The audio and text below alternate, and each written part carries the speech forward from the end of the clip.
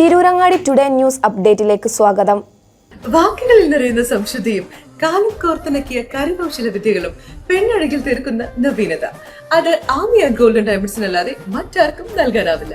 Kerala design പണിക്കൂലി 2.5% മുതൽ, Bombay Kolkata design പണിക്കൂലി 5.9% മുതൽ, ആന്റിക് ടർക്കിഷ് ഡിസൈൻ പണിക്കൂലി 5.9% മുതൽ, കൂടാതെ വെഡിംഗ് പർച്ചേസുകൾക്ക് പ്രത്യേക സ്കീമുകൾ. Redefining elegance, crafted with traditional Amia Golden Diamonds, Bypass Road, Chaman. വാർത്തകൾ വിശദമായി. ഒളകര സുബ്രഹ്മണ്യ ക്ഷേത്രത്തിലെ ഉത്സവത്തോടനുബന്ധിച്ച പരസ്യ മദ്യവിൽപ്പന നടത്തിയ ഒരാൾ എക്സൈസിന്റെ പിടിയിൽ. പെരുവള്ളൂർ ഒളകര സ്വദേശി മൂലത്തുമാട് തച്ചനൻ വീട്ടിൽ രാമനാണ് പരപ്പനങ്ങാടി റേഞ്ച് എക്സൈസിന്റെ പിടിയിലായത്. 10 ലിറ്റർ വിദേശമദ്യമാണ് ഇയാളിൽ നിന്നും എക്സൈസ് പിടിച്ചെടുത്തത്. വെള്ളിയാഴ്ച രാത്രി 8:30യോടെയാണ് സംഭവം.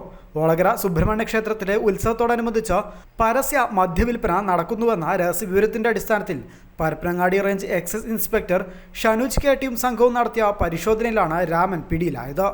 ഒളകര സുബ്രഹ്മണ്യ ക്ഷേത്ര ഉത്സവപ്പറമ്പിന്റെ സമീപത്ത് റോഡരികിൽ വെച്ച് സ്കൂട്ടറിൽ വിൽപ്പന നടത്തുന്നതിനിടയിലാണ് ഇയാൾ പിടിയിലായത്.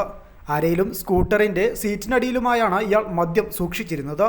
പ്രതിയുടെ പേരിൽ മുമ്പും എക്സൈസിലും പോലീസിലും മദ്യവിൽപ്പന നടത്തിയതിന് കേസുകളുണ്ടെന്ന് ഉദ്യോഗസ്ഥർ അറിയിച്ചു. രാമനെയും മദ്യം വിൽക്കാൻ കൊണ്ടുവന്ന സ്കൂട്ടറും എക്സൈസ് കസ്റ്റഡിയിലെടുത്തു. പരിശോധനാ സംഘത്തിൽ assistant excise inspector T Dineshan, civil excise ഓഫീസർമാരായ ദിദിൻ, നിതിൻ, അരുൺ, വനിതാ civil excise officer Sindhu Patteri എന്നിവരും ഉണ്ടായിരുന്നു. പരപ്പനങ്ങാടി ജുഡീഷ്യൽ 1ാം ക്ലാസ് മജിസ്ട്രേറ്റ് കോടതി മുമ്പാകെ ഹാജരാക്കിയ പ്രതിയെ 14 ദിവസത്തേക്ക് റിമാൻഡ് ചെയ്തു. News bureau, Tirurangadi.